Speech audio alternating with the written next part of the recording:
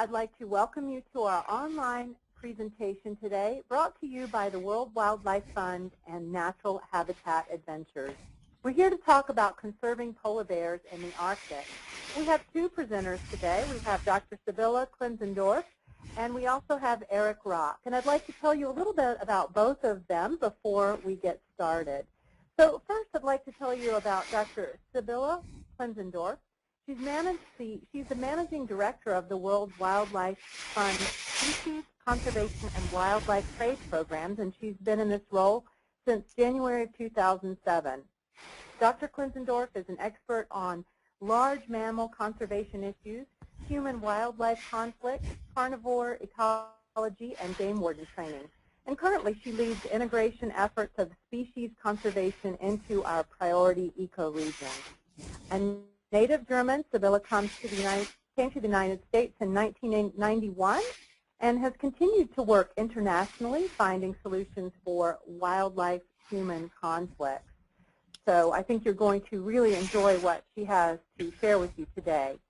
Our other presenter is Eric Rock, and Eric is the head naturalist and a Hall of Fame expedition leader at Natural Habitat Adventures.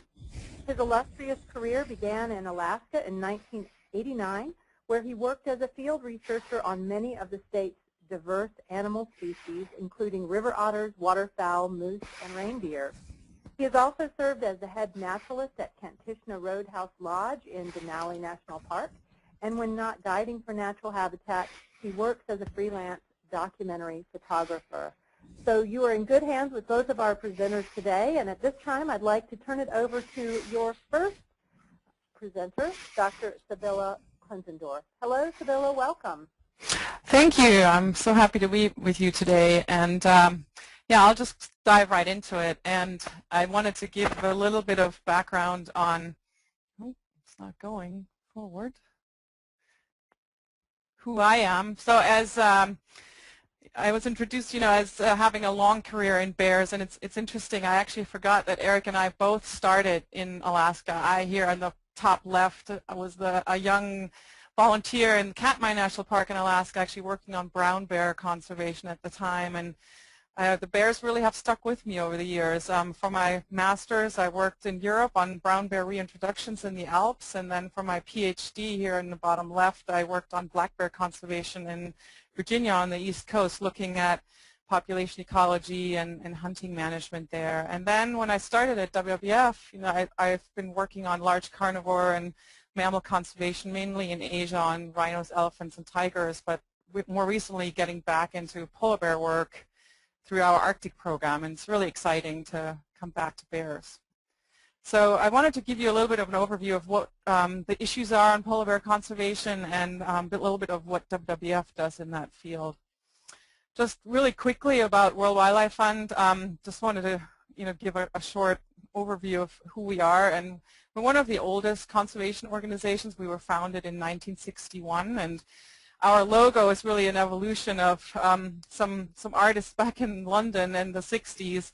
At that time, there were panda bears in the zoo there, and really inspired a lot of news stories. And that's really how our organization was inspired to have the panda as our logo. And to this day, we have been working on panda conservation for many years in China. But our mission in general is conservation of nature and the reduction of the most pressing threats to this diversity on Earth. And so a lot of it has started with species conservation early on, but really our portfolio has gotten much wider in biodiversity conservation in general. And as to this date, we have a presence of WWF organizations in 100 countries. And in this map, like for example, Central Africa, you see it white. So those are the offices where the countries where we currently aren't operating, but pretty much a global reach for our organization. And within that, we have to prioritize. We can't be working everywhere. So within the countries and within the global landscape of biodiversity, we have focused on critical regions of biodiversity, and namely these 18 that you see on the screen across the globe that are really the hot spots of biodiversity and conservation issues, is where we have prioritized our work as WWF.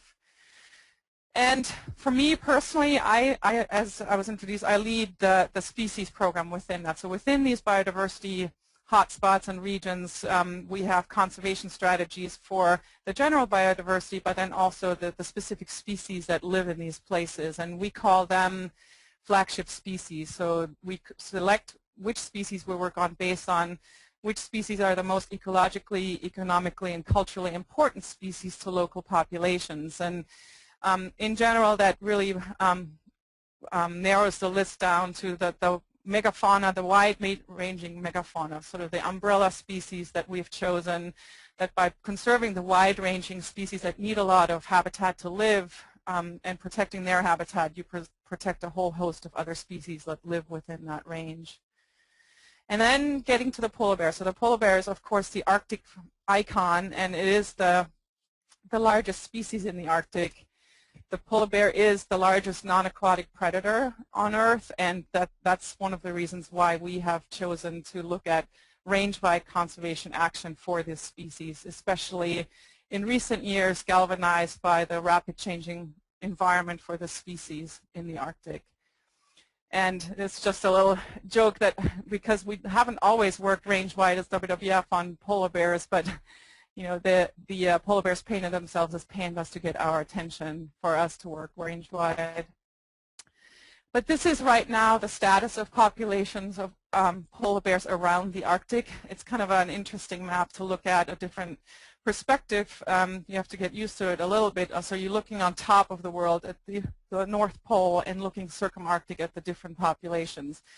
And right now, the populations are classified in 19 subpopulations with about 20 to 25,000 bears remaining. And that is a pretty wide margin, but because it is so difficult and so remote to actually estimate these populations, that's why it's oftentimes not clearly understood.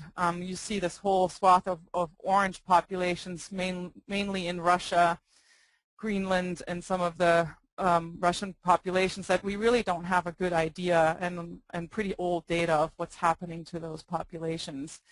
And currently, of those 19, 5 are in decline, and that is both because of climate change impacts, that's such as in the western and southern Hudson Bay, so where Churchill is and where a lot of the natural habitat adventure trips go. It has been documented that the population is declining, and mainly due to lower reproduction by females. And in other places, it's also due to some of the overhunting of populations that is happening. The places where we see increase in populations actually have been because they were so depleted in the past through hunting and have stopped or really decreased hunting, and that's why they're currently increasing. And predictions are, with changing in climate at the current rate, that we will probably see a 50% reduction in the overall population of polar bears by mid-century. So change is coming very quickly to the Arctic. So recently we have gone through all of the polar bear programs and activities with other organizations such as the IUCN, the United Nations, the Union for Conservation of Nature, and with their biologists to go through what are the primary threats and where should we be working and what is WWF's niche of working in the Arctic. And for us, of course, the main threat that's been classified for polar bears is the loss of sea ice and habitat loss in general. With that comes industrial development such as oil and gas and mining and shipping in the Arctic. And with loss of sea ice, you have more human-bear conflicts as bears spend much more time on land close to people than on the ice. And I'll go a little bit more into these different threats and what we're doing about that.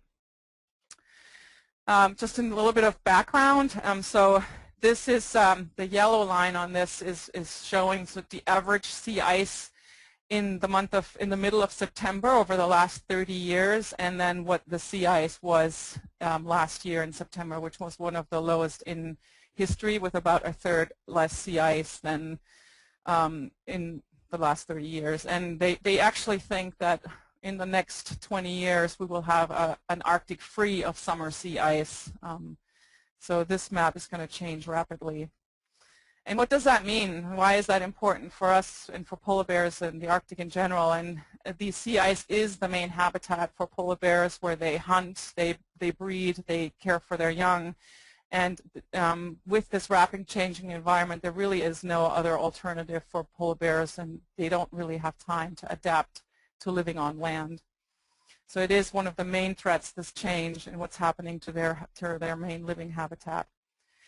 And it also means quite a different scenario for local populations. So this is a picture of Barrow, Alaska, where a lot of the oil and gas development is happening in northern Alaska in the month of July in 2006, where sea ice was in July and where it was in the year after. And the reason why this is really important for polar bears is that when the ice is this close, bears can still reside on the ice most of the time for hunting, but when it's gone, they are on land and very close to people. So that really affects interactions.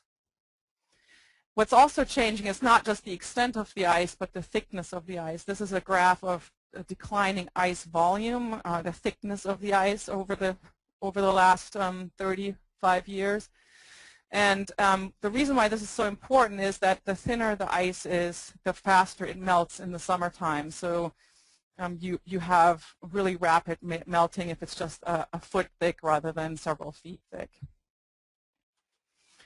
And therefore, these 19 subpopulations that we were looking on earlier were really in the past classified by historical management and population dynamics. But as the sea ice is changing, the conservation community actually really is looking at changing management regimes for polar bears based on their location and sea ice dynamics. So right now, polar bear biologists are actually talking about really looking at conservation strategies based on the 4 different types of sea ice they live on, and those are the different types. And again, down here, the green is where Churchill is, where I think Eric's going to talk a lot more about the travel programs that are offered right now. But this is the area that's really the most dynamic right now and is seeing the biggest impact of climate change already, versus up here in the high Arctic, you really haven't seen any changes yet in sea ice dynamics. And that is the population that's probably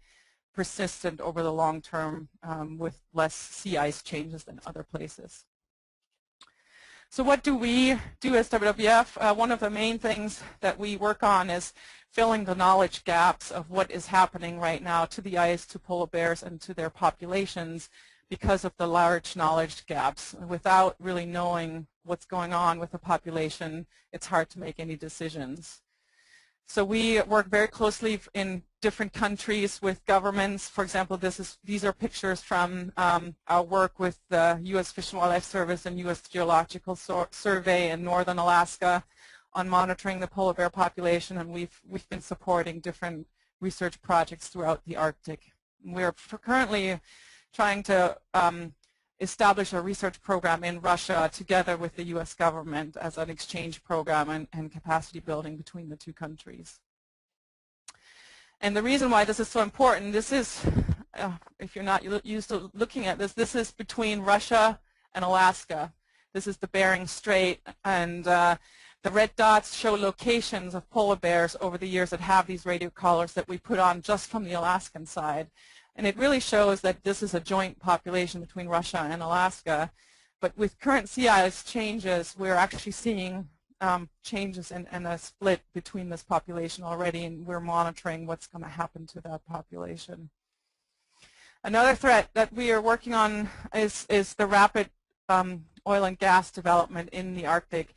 This shows the red as is a current lease that was issued last year. And the truck you see that you probably heard about, where Shell was trying to do test drilling but really got stranded with their test drilling rig on the way back. And what we have pointed out is that through research with industry partners actually, that the oil spill response mechanism and challenges in the Arctic, that we are not ready to clean up an oil spill should it happen in the Arctic, and that there's really no response mechanism, and have pointed out what that means for Arctic communities that live all across the coast of Alaska if such an oil spill happened. And with that information, actually, together with several Native communities along the coast, we have joined a lawsuit against this lease because of the lack of preparedness that they would have in case of an oil spill. So that's currently in court to stop that. The other thing that is coming to the Arctic more and more now is shipping. And again, this is the Bering Strait between Alaska and Russia, and that shows migratory paths of bowhead whales as an example, but there's many other species that migrate through the strait into the Arctic waters, and it's also going to be the main shipping channel through this narrow strait. And right now we're working, for example, with NOAA and others and the Alaskan government to determine what is the best way for determining shipping lanes, speed restrictions, and seasons where they are most safe also, and avoid groundings of ships within the strait and with that pollution and other impacts. So that's something we focus on also, which overlaps with polar bear habitat, of course. The next big thing that's happening right now is human-bear conflict is increasing, with these bears waiting for the ice, spending more time close to villages, and looking for food. These animals usually go on the ice in early September, November, and leave the ice in June, July. But with shorter seasons, they need more looking for food on land, and that leads, of course, to conflict with people as they come through trash close to villages. Or in this case, a co-factor that walruses are also waiting for the ice, and because they don't have anywhere to go, they have these huge haul-outs of walrus populations on land. And if you see in the mist in the background, that's actually a village. It's only about a mile from the village. And these walrus haul-outs are very dangerous for small walruses that often get trampled within these haul-outs. And the arrows and circles you see on this slide is actually polar bears coming into these haul-outs and eating the carcasses. Oftentimes they can't kill the walrus, they're too big, but they eat the carcasses. And because this is so close to villages, is also a real concern for local communities, having so many animals and large carnivores close by. And until now, this is a picture from northern Russia. The local communities really have been left alone on dealing with these increased conflicts and large numbers of bears coming through their villages. And so one of the things that WWF is doing is working with them on establishing these community patrols and equipping them with more than sticks so they can deal with bears. We're training them in bear prevention methods. We're giving them firecrackers and flares. We're putting up, for example, electric fencing around villages so that bears stay out of communities and people stay safe, and so do bears. The other thing that we're doing is really looking ahead. This is a simulation of what ice is going to look like and where it's going to remain by 2050, so really only in northern Canada and northern Greenland. And this is probably where the stronghold and the cradle for the survival of polar bears over the long term will be, and we call it the last ice area. So our intent is to, and has been, to work with local communities and governments to really look ahead, to set aside this area and manage it wisely already and get it protected for both the lifestyle of local communities and Arctic species such as polar bears or narwhal, because this will be their refuge. And with that focus with the ice area, we've had the fortune of the Coca-Cola company to work with us on the Arctic Home campaign that in the first year raised $3 million and has been continuing for the last this year and next year to raise further funds for a goal of $10 million to really make this last ice area a reality. And I guess one of the things that I wanted to always get a question is, how can I get involved? How can I help? And the way I think that we want you to be involved is to really just learn and be aware and spread the message that climate change is happening now. It's affecting local communities and species as it is, and just be an informed consumer also. A lot of the climate change effects are because of the U.S. footprint, because of U.S. consumption, fueling climate change and its speed. So you can do a lot by helping reduce that footprint and emissions from that fuel climate change, and of course a financial support. And I just wanted to, this picture, the background is that these two kids went on a trip that I went with NatHab in November, and got so excited about the trip and seeing polar bears and learning about their fate that they went home and they did educational lectures within their school and fundraisers to help polar bears, and it's been a great example of really inspiring the next generation to understand what's coming and how they can help. It's been really rewarding for me to see that these trips really help us generate that understanding and inspire conservation efforts. So I think I want to close with just a quote that always speaks to me, is that the era of procrastination and half measures of soothing and baffling expedients of delays is coming to its close, and in its place we are entering a period of consequences. And as you all know, I mean, we are experiencing climate change right now, and we have to do everything we can to reverse that trend for polar bears and people alike. So that's the presentation I have. I'm happy to take questions at the end, and Eric's going to now go into how you can participate in trips and really get inspired to learn more about polar bears. Thank you. Well, hello everybody. I think my screen is showing there. It should be the polar bear with the World Wildlife logo and the Natural Habitat logo. Looks great, Eric. It's my pleasure to be here today to share with you a little bit about the travel experience that Churchill, Manitoba offers in regards to polar bears. This is a great opportunity for me to co-present with Dr. Klenzendorf. She's been able to help out with giving you kind of a global picture of what's happening with polar bear in the Arctic and its connection with the Arctic. So I'm going to talk a little bit more about the travel experiences offered by that. So let's go ahead and move on. Now, I'm a firm believer one of the best ways to learn more about polar bears is travel to see them in person. And we're going to talk about what I believe and many people believe to be the best opportunity to do that, and that's in Churchill, Manitoba. And I should quickly mention that, I've been guiding and leading polar bear trips in Churchill for 15 years now. And, I never get tired of the dynamic behaviors or the interesting things you can learn about their environment by basically seeing it through their eyes. So let's go ahead and talk a little bit more about it. Now, to understand where to go see polar bears, take a look at that population. This is a little bit, or those different populations. This is that different variation of that same map that Dr. Klenzendorf showed you of the 19 subpopulations. I'll just kind of show you looking down at the Earth from the north, over top of the North Pole. We're going down here into this Hudson Bay region, the western Hudson Bay here. WH is for western Hudson Bay.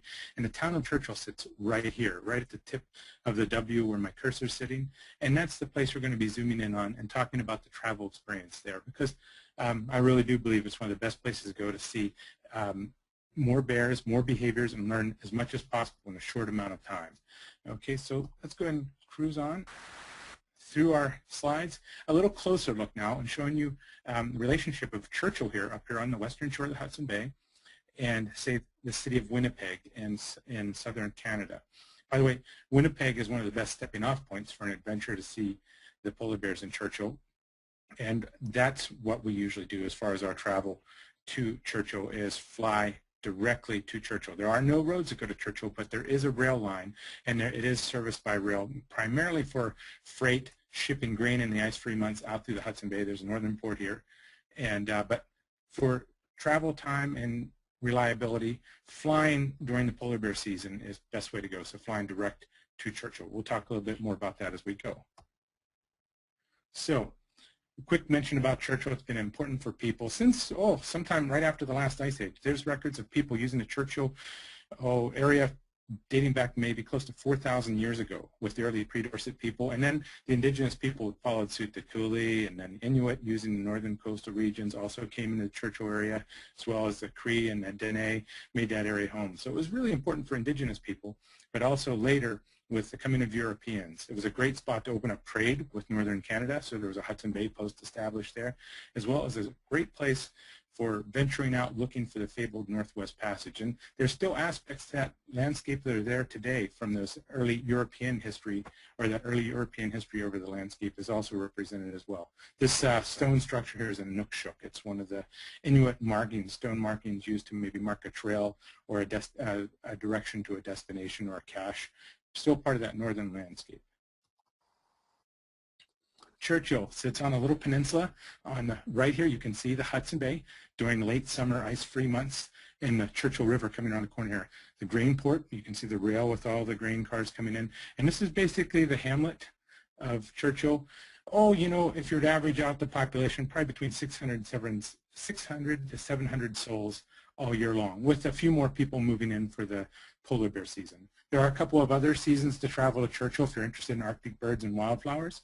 You know, June, July would be a good time for that. If you're interested in beluga whales in the summertime, you can have up to 3,000 beluga whales in the mouth area here in the bay of the river and down here in the river itself, so up to 3,000 beluga whales can be found concentrated there. Polar bear season usually runs from mid-October to mid-November, and then we'll talk a little bit more about that as we go. But also there's a little northern lights season that happens in the middle of winter when the skies are clear and you've got a good chance for the aurora borealis. So that's the town of Churchill. It's great infrastructure with rail service. A lot of supplies can come in that way, and restaurants, hotels, great access to the polar bears. So this is why most people go there today, to see this particular creature. The polar bear, we often refer to it as, if you're a scientific mind, you'd know as its Latin name is Ursus maritimus, referring to the bear of the sea, listed as a marine mammal. If you were Inuit, your name for this bear would be great there. Go ahead and forget this one. Your name would be Nanook, so you would know this animal as Nanook, the great white wandering bear.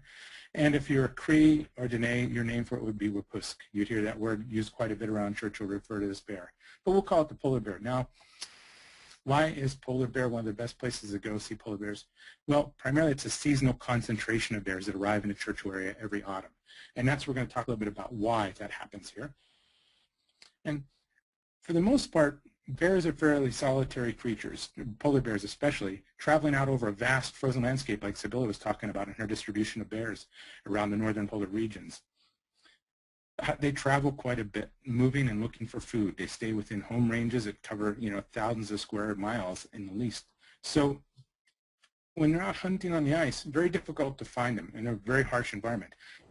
What you need to rely on is when they're forced off the ice and they no longer have that opportunity to hunt. In this case, you know, just a little bit of shore fast ice provides a little bit of a hunting habitat for a polar bear.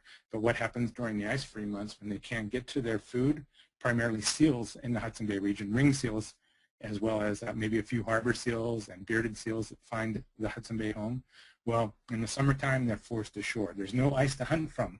They're great hunters for those marine mammals when they're on the ice, but in open water, the seals have the advantage. So in the summertime, they're forced ashore.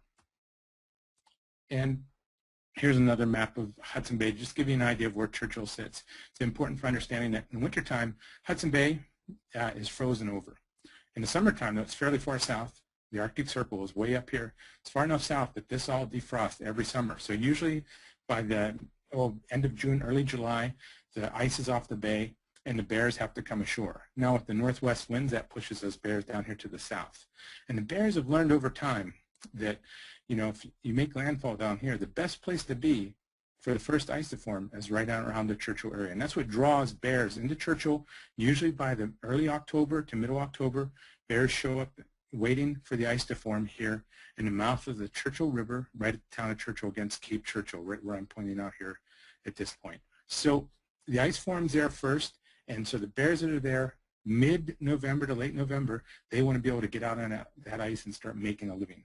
So let's go ahead and talk a little bit more about that. Now the people of Churchill were quite inventive. They came up with opportunities for people to come up and experience this concentration of bears using the Churchill area.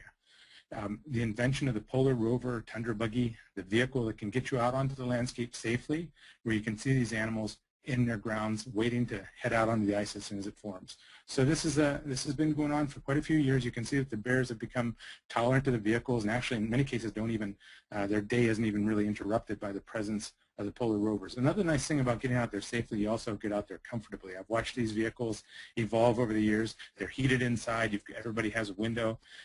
Part of our travel experience is we make sure that everybody has 2 seats. These vehicles, we don't book them to max. We only put, 14 to 16 people in, so there's plenty of room for your gear, as well as everybody has a window. There's also the back deck out here where you can get an outside look of what's going on around you. And also we usually do lunches. We've never had anybody go hungry. Lunches and dinners out on the tundra. And here, give you an idea of how tolerant the bears are of the vehicles, especially when everybody's respectful. The drivers know how to maneuver the vehicles for the best possible viewing and photography, and not influence the bears in a negative fashion. If the bears feel comfortable enough, they may come up and check out who's on the vehicle, and you get a close-up look like this. So the Polar Rover has really been an incredible invention for getting people out in a safe, comfortable way to see polar bears in this environment.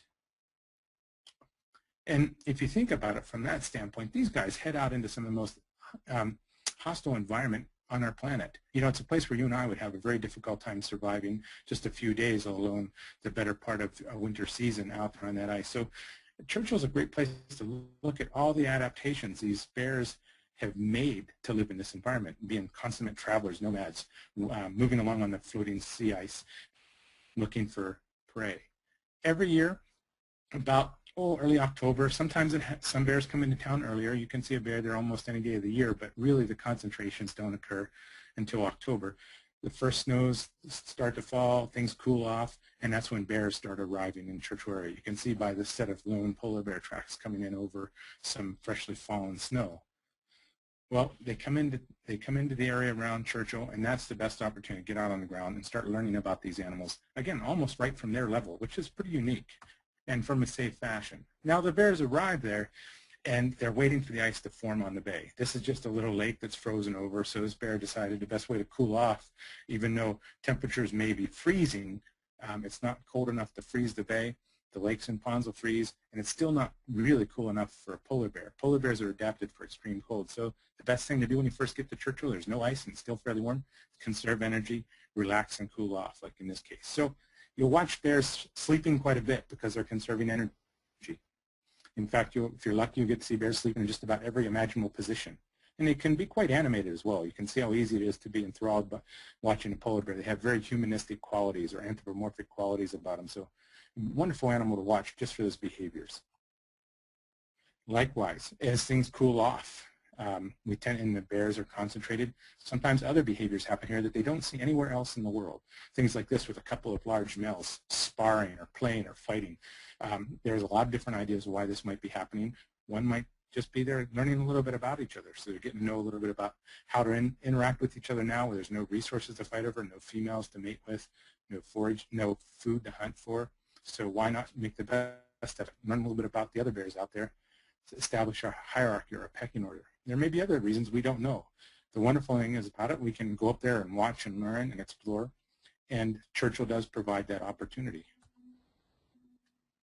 Now, it also provides the opportunity to see who's had their cubs for the year as well.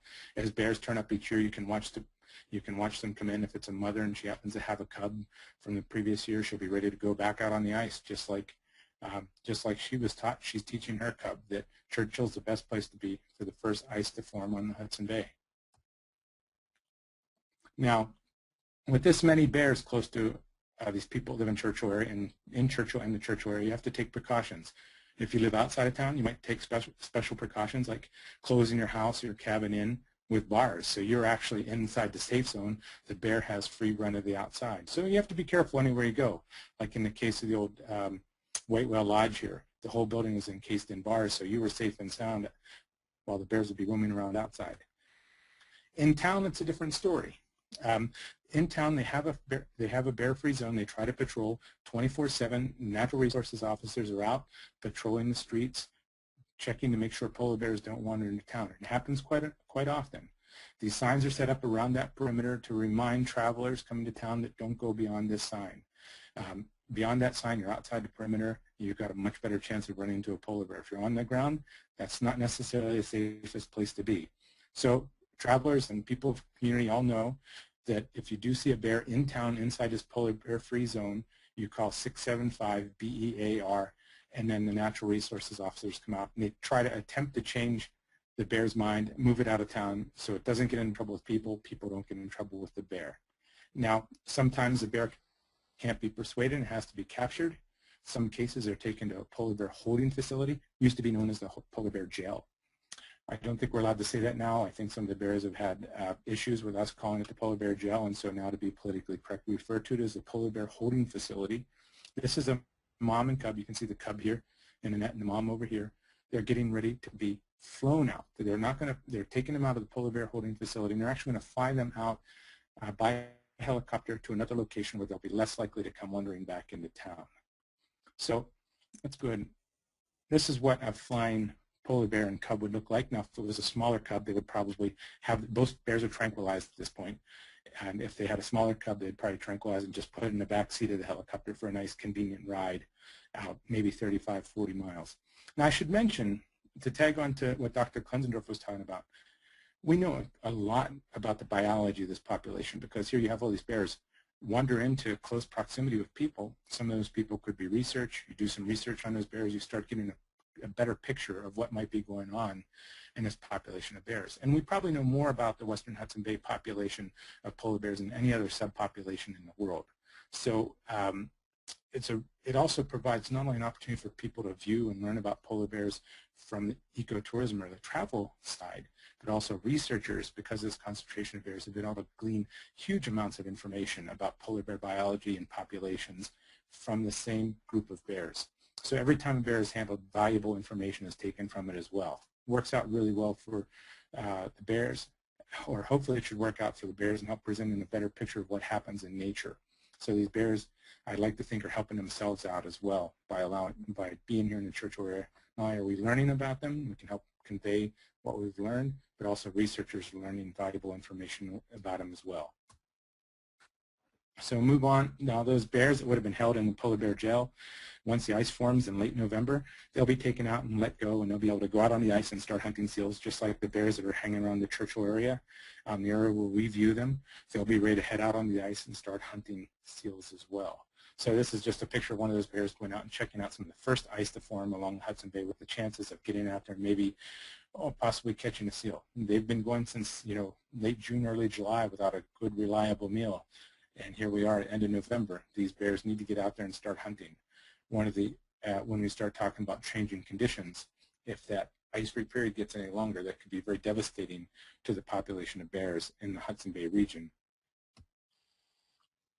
So, we've been talking a lot about why go to Churchill for the polar bears, but there are other reasons too. There are other Arctic animals. Because Churchill sits along the edge of the Hudson Bay, it has a very thin ecozone that follows its shoreline that brings Arctic conditions, an Arctic ecosystem much further south than what you would expect to find it. So Churchill sits about 59 degrees north latitude, but we actually have Arctic tundra right at sea level along the Churchill coastline. So we get other species like the Arctic fox here. You might get close cousins, the red fox, or different colors of the red fox are often seen in the Churchill area.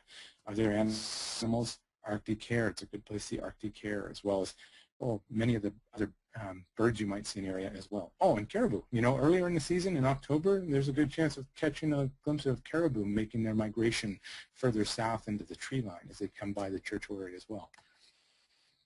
But another one of my favorite phenomena we find in the Churchill area reliably is the aurora borealis. Now, I just mention this because I'd say about 10% of our travelers during the polar bear season have an opportunity to see or view the aurora borealis. It's not the best time of year, primarily because of the viewing conditions. There's cloud cover for the majority of the October-November polar bear season. So there is that small chance of seeing the aurora while you're in Churchill during the polar bear season. Your best bet, if you're into watching or you're an aurora aficionado, your best opportunity for seeing the aurora would be come back in the middle of winter, January, February, and March, when the skies tend to be much clearer, because Churchill sits under one of the most active regions of the Earth to view the aurora borealis. And some nights you'd be standing out on the ground looking straight up at the aurora because it's dancing and moving right overhead.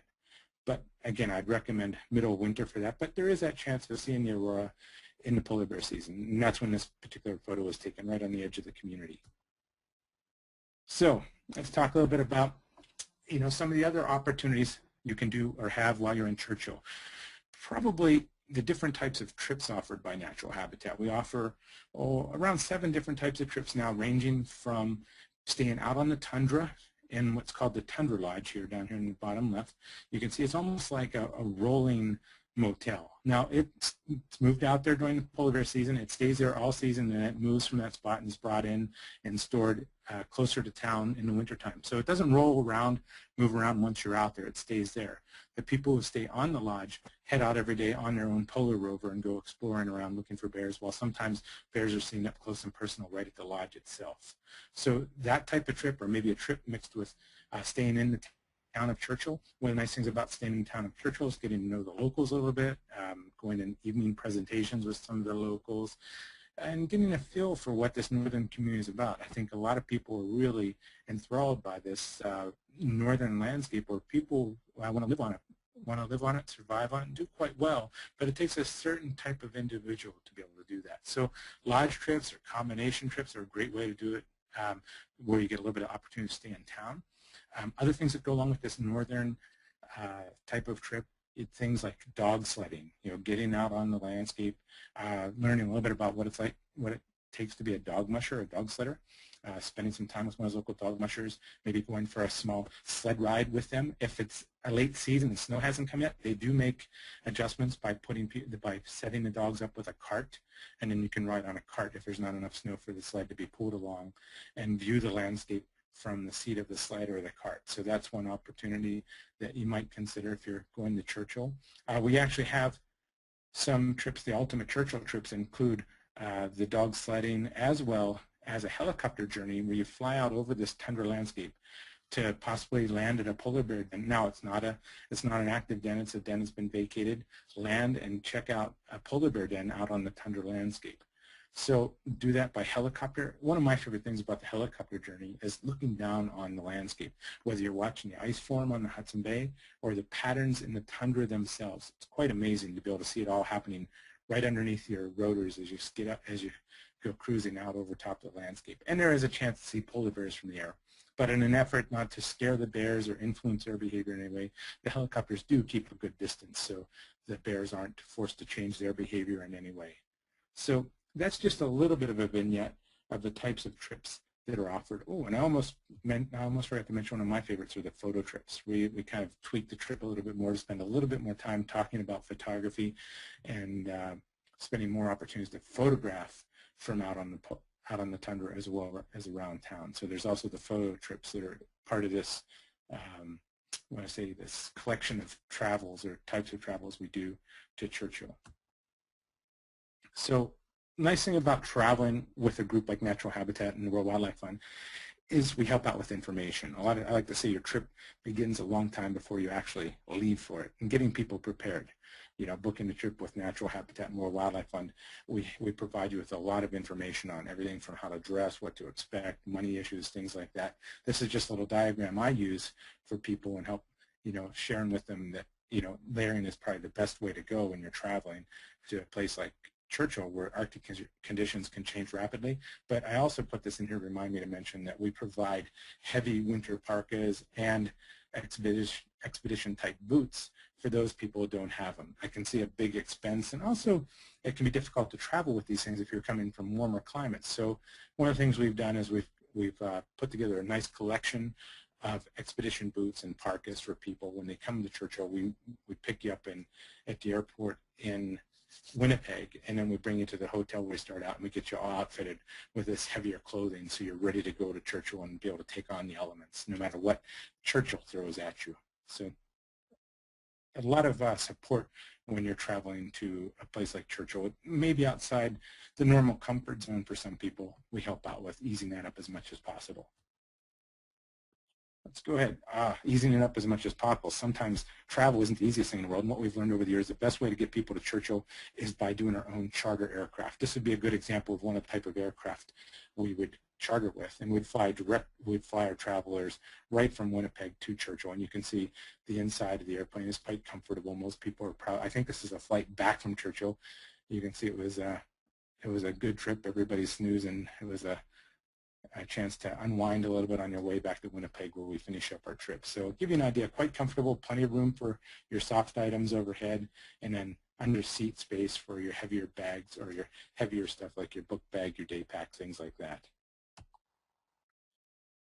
And here's a nice little opportunity. World Wildlife Fund, along with Natural Habitat Adventures has put together this polar bear sweepstakes. So you can actually log on to the World Wildlife Fund site, and you can put in your information with the chance to win a classic polar bear adventure for 2 people to Churchill.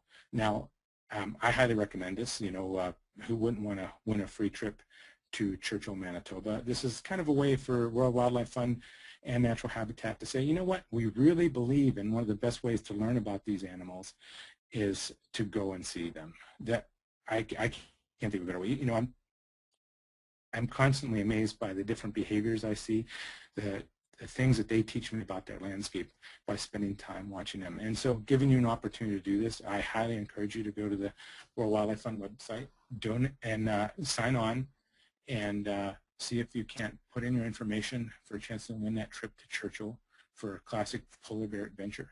And I couldn't think of anything better for somebody to walk up to me in Churchill and say, hey, Eric, I'm here because you know, I watched the webinar with you and Dr. Klenzendorf, and then I went online and I applied in the sweepstakes, and I won this opportunity. So I would love to have somebody walk up to me and tell me that they were they listened in on this webinar, and they had this chance to win the sweepstakes and make it to Churchill just on that alone. So if you do, please let me know. That'd be a great opportunity.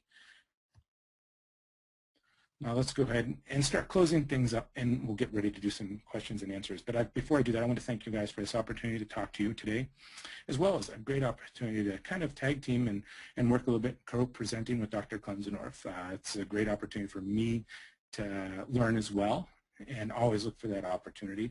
But the one creature that's probably shared more with me about the Arctic environments and bear behavior, the polar bear itself. So I have to give a big thank you to the polar bear for all the different lessons it's taught me over the years and all those opportunities to travel with it. So with that, thank you guys very much. And let's go ahead. I'll leave us up here as our closing slides. You have some natural habitat information there, the website, how to email us and get some information, as well as the 800 number. I highly recommend, if you haven't called and talked to any of our team in the Natural Habitat office, call them up. Share some questions with them anytime you get a chance. A great team we work with, and I'm sure they'll be willing to spend some time talking with you as well. So with that, I look forward to seeing you out there. So if our paths cross, please let me know. I'd love to spend some time talking some more with you about polar bears and the Arctic and just about anything else we might see on our travels. So thank you all again very much. And go ahead, Lee, if you want to open this up to questions, and we can do that. Great, thank you, Eric, and we'll also bring Dr. Klenzendorf back on now. And I would encourage our audience members to send in your questions. You will access the question box over on the right by clicking on the button that's an orange rectangle. Then you'll see the area called questions. Just click in there and you can type in your questions. So, Eric, I have this question for you, and it is, this traveler has traveled with you before to Yellowstone and is a photo enthusiast, and she'd like to know if there's a better time of the year for photo ops other than the Halloween trip that you mentioned. Well, you know, I think it's one of those catch-22s. You know, what I would normally say is, you know, polar bears always look best on snow, but that's not necessarily true. Some of my favorite photos, and I could go back, I put a few of those in this particular slideshow just to show that they can, even out on that dramatic tundra landscape without snow, they're quite pleasant to photograph, and they're some of my favorite images. But I think most people would say they like to photograph polar bears on snow. So, you know, there's only been 2 years in my 15 years of going to Churchill where we didn't have snow over the last week of October. But it has happened twice, and I caution people not to worry too much about the snow, because I also have seen this ice form early, and people waiting too long and coming later in November miss the bears because the ice formed early and they went out onto the ice before they would normally do that. I've only had that happen twice in 15 years as well. So I would still say that if you look at that, if you look at the time we do polar bear season, which is mid-October to say mid-November roughly, it's kind of a bell-shaped curve. You know, with your chances as bears increase in numbers around the end of October, you know, last week of October, first week of November, and then the ice can form. Oh, again, I've seen it happen right in the middle of November, and the bears leave right in the middle of November. But it's not that common. So if that helps with distribution, the later you go, the more chance there is for snow. You've got to be careful you don't, it's not one of those anomalies where the year that the sea ice freezes early and the bears leave early too. So you're left with plenty of snow, but no bears. So that's always a careful, I always have to be really careful about that. But I would say don't worry so much about the snow for the photography, but anytime we do the trip, there'll be bears there should be bears on the ground. It's just we don't know about snow anymore. The way the climate has been changing, some years snow might hold off till the middle of the season. So hopefully that helps out. It's a tough one to answer it completely. Yeah, very good. Thank you. Okay, so Dr. Klenzendorf, we have quite a few questions for you. So I am going to take some of your time to focus on answering or getting some of these questions answered. So this is your first question. If sea ice keeps reducing at its current pace, is there going to be a time where polar bears lose their entire habitat? And if so, how do we conserve their population so that they don't go extinct?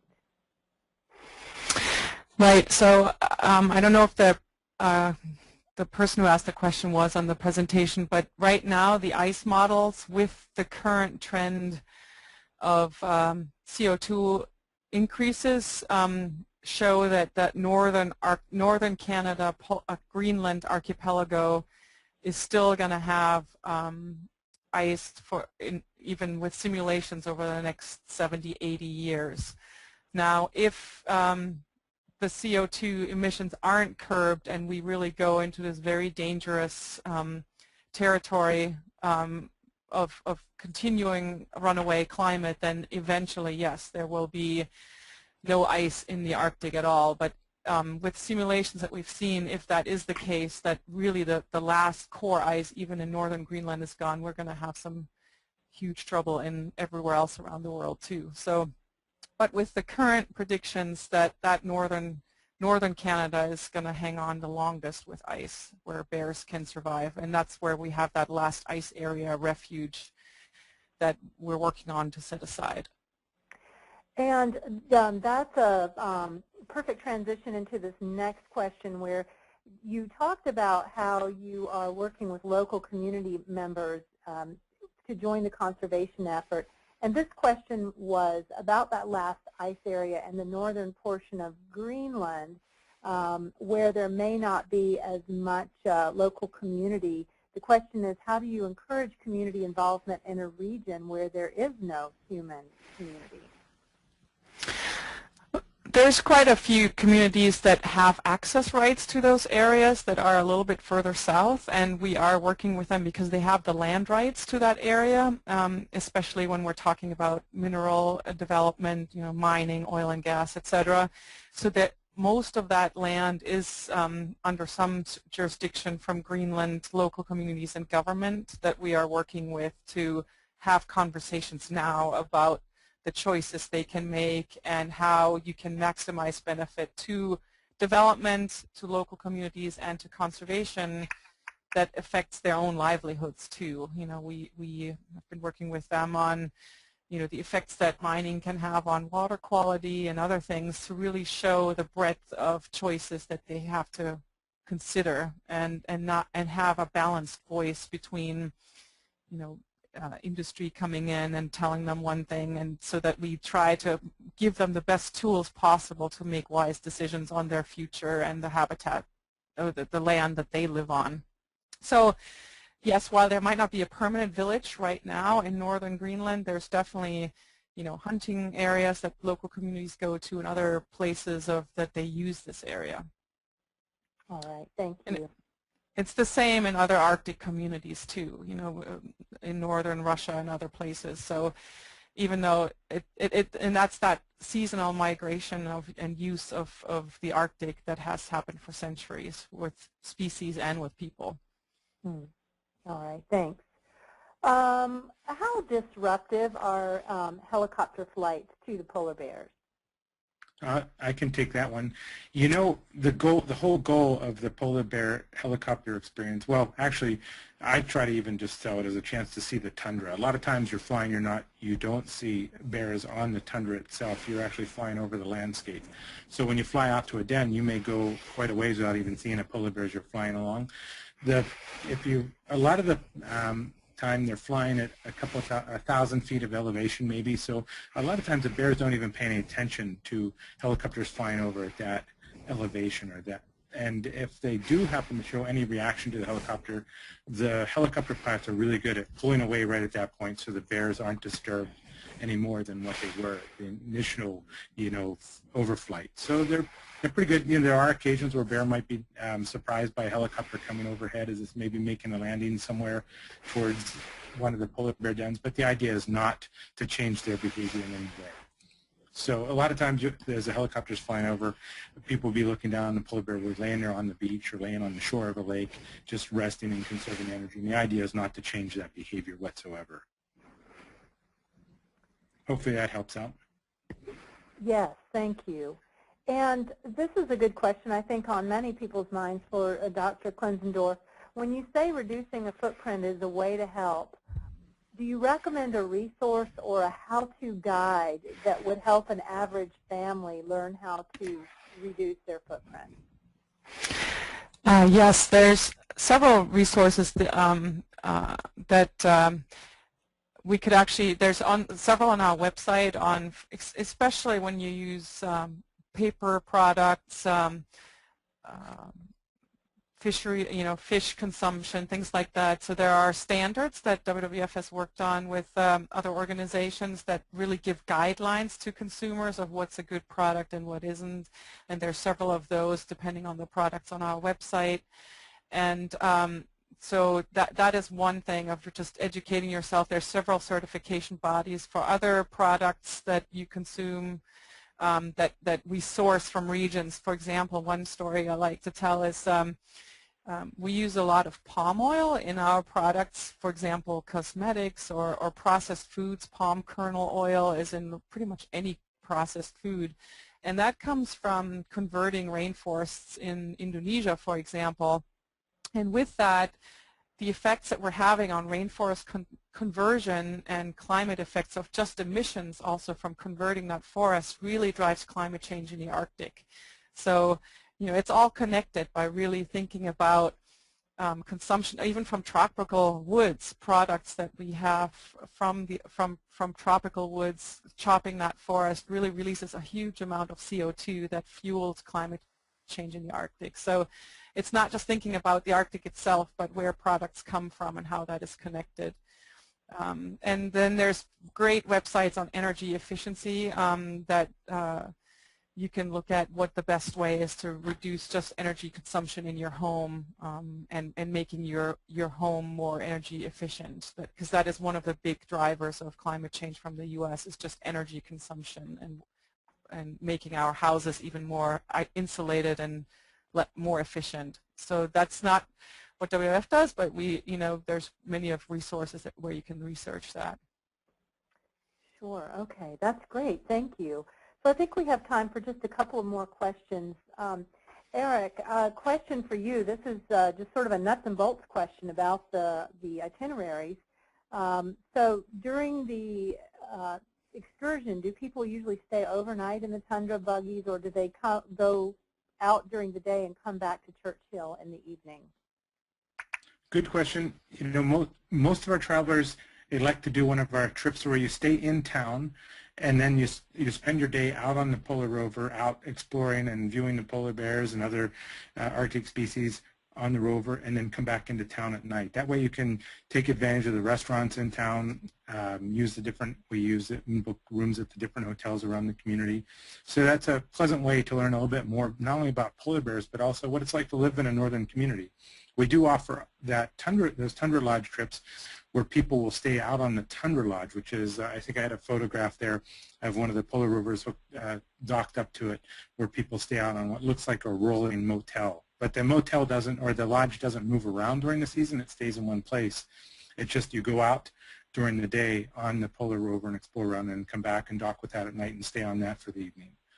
So that's a little bit more constrained. I usually recommend that for people who want nothing but polar bears. Polar bears, because sometimes you go to bed, there's a polar bear outside the lodge on the tundra, and you wake up in the morning, if you're lucky, there's a polar bear out on the tundra right by the lodge there too. So that, and also it's a good place for some of our photography trips too. So we offer a few of the lodge-based photography trips. And now for people who want to get a little bit of a mix of both those, we have a couple of trips where you can spend a few days staying out on the lodge, and then a few days where you might spend the night then and in town. It's kind of the best of both worlds.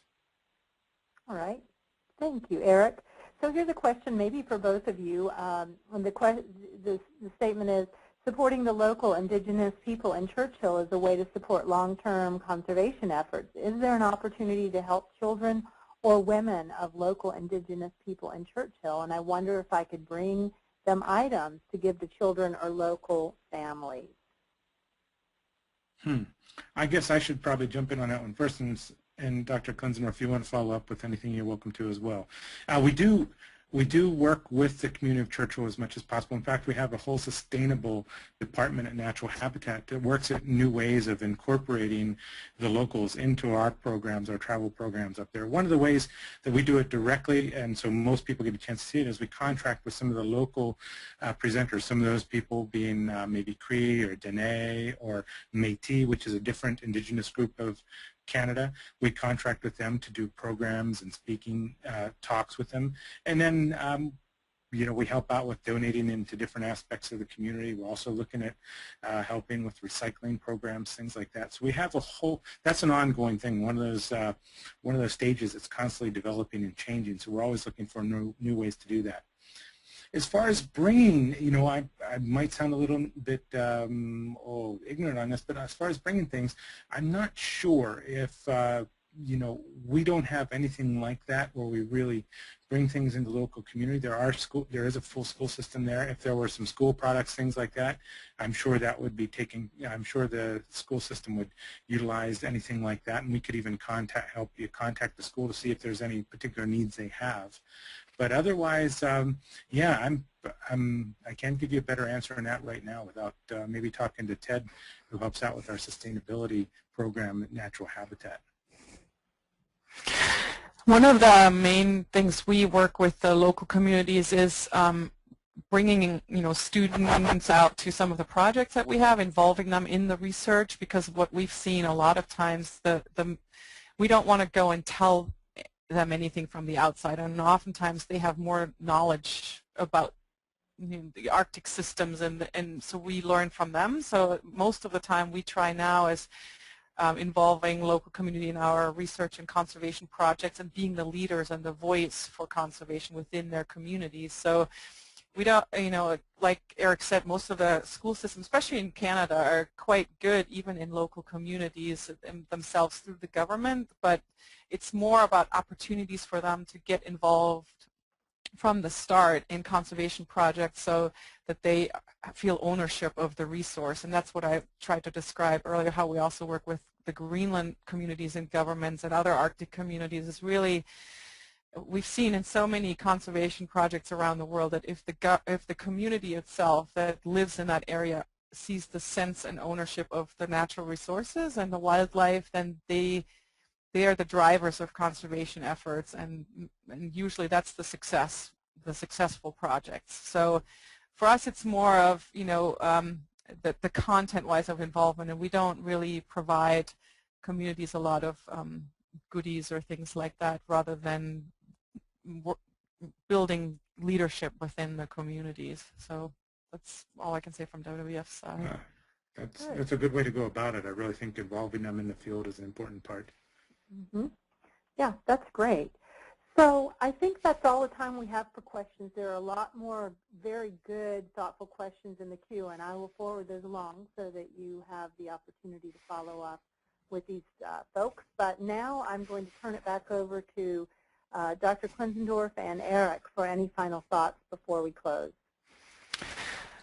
Yeah, I guess I'll just say that my first trip with Natural Habitat to see polar bears was also my actual first trip to see polar bears. And even though I've worked with different bear species over the years, it's always different to be there and to the animal in the eye and experience that environment rather than just looking at photos. And so I'm really thankful for having had that opportunity myself and traveling with the excellent naturalists and with Eric on those trips. So I can just encourage you to, to go on that. And for me, it's been, it looks very dire if you look at these trends, but I am hopeful that, we can turn this around and that there will be a future for polar bears and for ourselves. So that's basically my message.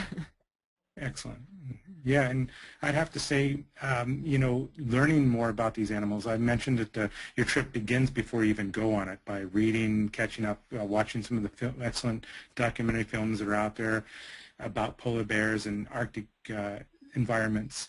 But your trip doesn't have to stop when you get home either. I think bring what you learn from your travels, like going to Churchill to see the polar bears, bring that home with you and share it with friends. And nowadays it's even easier with the social media, whether you like to post things online or blog or you have a website, or just go around and talk to people and tell them, what you had a chance to learn while you were in Churchill and spending time with the polar bears goes a long way to help further that education as well, for yourself, but also for those people around you. So please have fun and travel and enjoy life. Well, thank you, everyone. It's a pleasure being here with you today. We did record today's presentation, and we will be sending everyone a link to that so that you can enjoy it at a later time. And we, again, appreciate all of you taking the time today to learn more about how to conserve polar bears in the Arctic and how World Wildlife Fund and Natural Habitat Adventures are making efforts, really great efforts in that arena. So with that, we will say good day and conclude our webinar. Goodbye, everybody.